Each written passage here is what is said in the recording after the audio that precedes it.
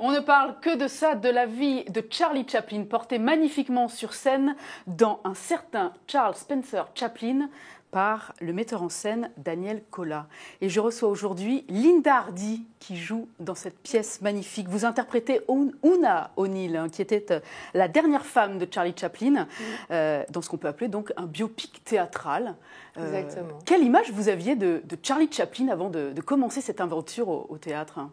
J'avais surtout l'image de Charlot, en fait. C'est vrai qu'on du vagabond. On connaît Charlot, on connaît moins la vie de Charlie Chaplin.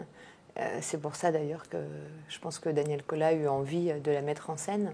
Mais justement, la pièce revient sur les épisodes marquants de la vie de Charlie Chaplin, en une quinzaine de tableaux ou de séquences, et plus particulièrement sur sa période américaine. Alors ça va évidemment de son ascension fulgurante, et puis du revers de la médaille de ce rêve américain, où à un moment donné, même l'Amérique finit par le détester. Alors vous le disiez, vous vous êtes certainement plongé dans l'histoire avec un grand H, et puis l'histoire de Charlie Chaplin. Qu'est-ce qui vous a le plus frappé dans sa destinée extraordinaire ? Il y a plusieurs choses, c'est-à-dire la première chose qui est effectivement liée à son exil, enfin d'abord à son arrivée aux États-Unis, puis à son exil, ça a été la puissance de la rumeur. Comment est-ce qu'on peut presque détruire un homme ou essayer de le massacrer en faisant croire un certain nombre de choses qu'il était sur communiste. Lui, qu'il était communiste, qu'il était juif. Bon, il s'était un peu prêté à ce jeu-là en arrivant aux États-Unis, puisque le producteur qui l'avait engagé à l'époque pensait qu'il était juif. Et il n'avait pas contredit, et il pensait que ça serait plus facile peut-être pour un juif que pour un autre de réussir. Et puis ensuite, effectivement, c'est... Bon, il a eu beaucoup de problèmes par rapport aussi à ses relations avec les femmes, puisqu'il aimait les femmes jeunes. Très jeunes. Et que, voilà, ça c'était pas très bien vu. Et puis, ce dont on parle aussi dans la pièce, c'est le paradoxe du génie, c'est-à-dire que Charlie Chaplin à un certain moment, a eu le génie de construire ce personnage de Charlot, de l'inventer, d'en faire une star. Et arrivé à un certain moment de sa vie, il a été prisonnier de ce même personnage qui l'avait rendu si célèbre et si adulé par le grand public. Donc c'est un petit peu tout ça, ce que ça raconte. C'est devenu, on peut le dire, un des personnages les plus célèbres du XXe siècle. Oh oui, et lui-même disait qu'il était devenu célèbre et riche, millionnaire, en jouant un personnage pauvre et en marge. C'est tout le paradoxe de Chaplin. C'est un homme qui vivait richement, qui à côté de ça était extrêmement... Alors lui disait qu'il n'était pas avare mais économe, enfin il était quand même relativement avare. Voilà, c'est-à-dire que sa vie et son histoire et son œuvre sont pleins de paradoxes. Alors c'est Maxime Daboville qui interprète le rôle de Charlie Chaplin. Il est extraordinaire d'ailleurs sur scène. On en regarde tout de suite un extrait. Merci.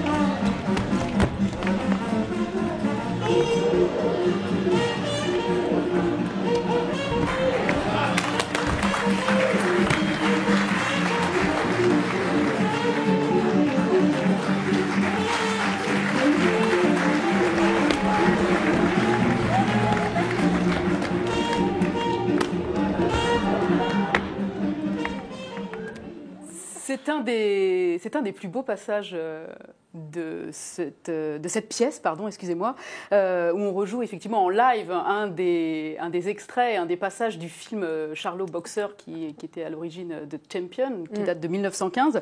Je vous le disais tout à l'heure, Maxime Daboville est extraordinaire. Il avait eu d'ailleurs le Molière du meilleur comédien en 2015 pour son rôle dans The Servant.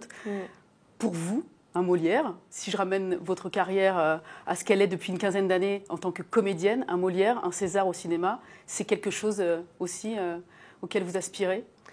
C'est quelque chose, on va dire oui. Ce qui est le plus important pour un acteur, c'est à un moment donné d'interpréter de beaux rôles et d'être reconnu en tant que comédien ou acteur à travers ses rôles. Alors après, c'est vrai que le Molière ou l'Oscar, ou le César, en tout cas déjà pour la France, c'est la récompense suprême.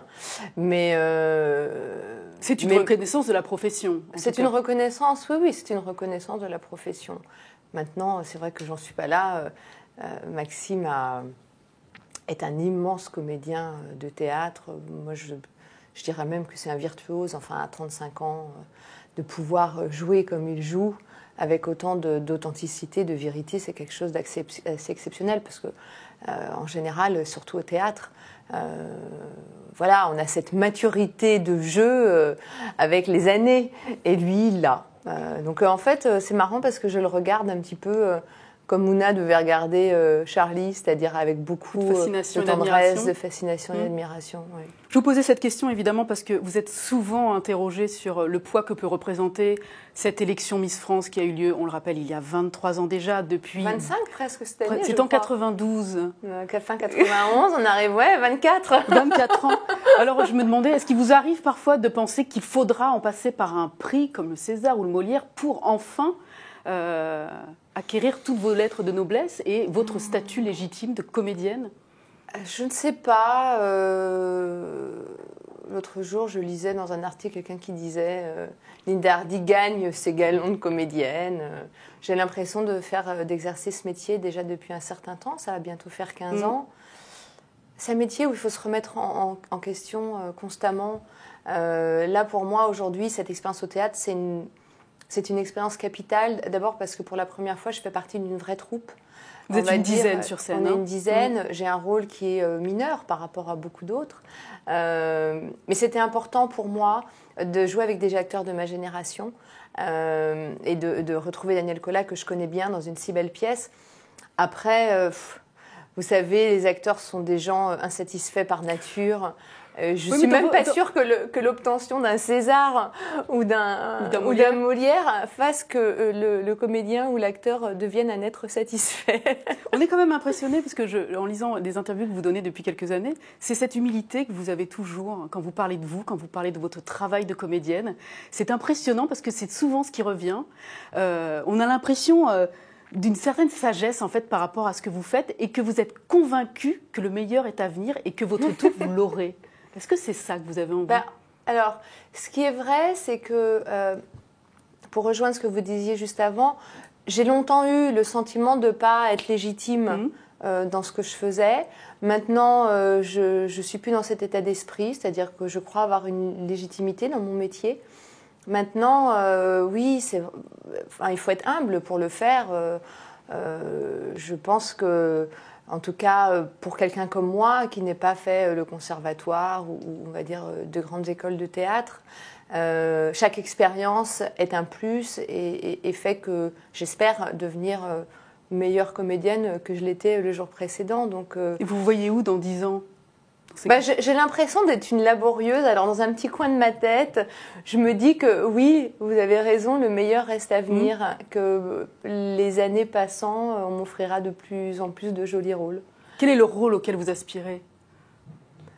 Il n'y a pas de rôle auquel j'aspire en particulier. C'est vrai qu'on a tendance à me montrer souvent sous un jour... on va dire dans des rôles de femmes de caractère qui sont parfois un peu inaccessibles. Je pense que si j'ai choisi ce métier-là, c'est aussi parce que j'ai beaucoup de fragilité en moi et que c'est à travers ce métier aussi que je peux l'exprimer. Je pense qu'on est tous des êtres absolument multiples avec plein de facettes. Et ce à quoi j'aspire, c'est peut-être que l'on m'offre des rôles qui vont plus loin que ce que l'on voit de Linda Hardy. Merci beaucoup, Linda Hardy. On vous souhaite le meilleur pour la suite, alors. Merci. Je rappelle qu'on peut vous applaudir dans cette pièce extraordinaire qui s'appelle Un certain Charles Spencer Chaplin, qui est en ce moment au Théâtre Montparnasse. C'est tous les soirs à 21h et des horaires un peu différents le samedi et le dimanche. Oui, 16h le samedi, 15h le dimanche. Et bientôt, on sera sur 20h30, une fois que nos 3 camarades qui font un parcours de dingue... Et qui jouent plusieurs pièces en même temps. Qui jouent à 19h dans une autre pièce quand ils auront terminé... leur périple, c'est-à-dire le 8 novembre, ça sera 20h30. Merci beaucoup, Linda Hardy. Merci à vous.